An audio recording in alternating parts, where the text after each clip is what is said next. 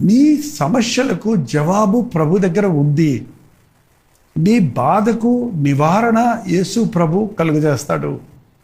నీ పాప భారము నుండి ఆయన నిన్ను విడిపిస్తాడు. రకరకాల రోగాలతో పీడించబడుతున్న నీకు ఆయన స్వస్థత ఇస్తాడు. మనశ్శాంతి లేక నీవు జీవిస్తున్న జీవితానికి గురి కలిగిన జీవితాన్ని ఇస్తాడు అన్నది సువార్తలో ఇమిడి ఉన్నది.